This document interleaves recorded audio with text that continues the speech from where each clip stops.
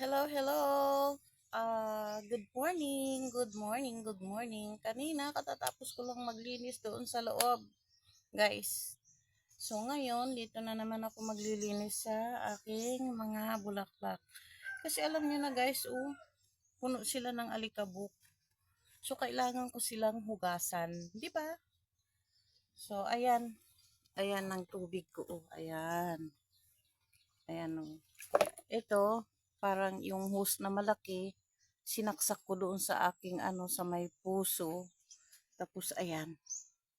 Tapos ito naman sila, ayan o. Ayan. Huhugasan ko yan, guys. Lilinisin ko yung mga dahon nila kasi nga kita nyo naman o. Puro alikabok o. Alikabok, ayan. So ngayon, ang uunahin ko paglilinis, guys, ito. Oh, ito guys, so tingnan nyo. 'Di ba? Ang dumi, guys. Gusto kong alisin yung jacket, malamig eh. Ayan, guys. Ganito lang naman ang paglilinis ko. Ayan. Ayan. Ayan. Mamaya, magwawalis ako. Dahan-dahan lang, guys, baka masira yung dahon niya, di ba? Ayan. Ganito ako maglinis. Mahal na mahal ko itong mga bulaklak ko, guys. Talaga sa totoo lang. Kasi pinaghirapan ko ito sila eh.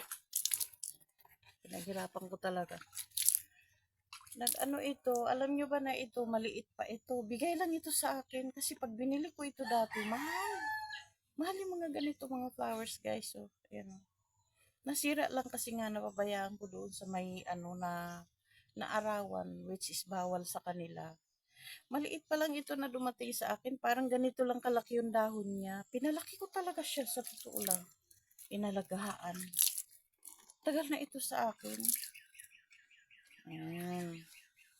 Ganyan lang, guys. Ganyan pag-alaga ng mga flowers. Yan. Kasi kung wala akong mga bulaklak dito sa loob ng bahay, wala akong libangan. Tsaka hindi lang yan, wala akong libangan. Kumbaga, yung mga halaman kasi ang nagdadala ng ganda ng kapaligiran ng ating bahay, di ba? Sila ang nag-aano ng para gumanda ang ating kapaligiran. Yan. Ganyan lang yan, guys. Ganyan lang. Basa na yan, oh. Malinis na, diba, oh? Ayan, guys. Very clean na. Tapos, ito na naman. Ito, oh.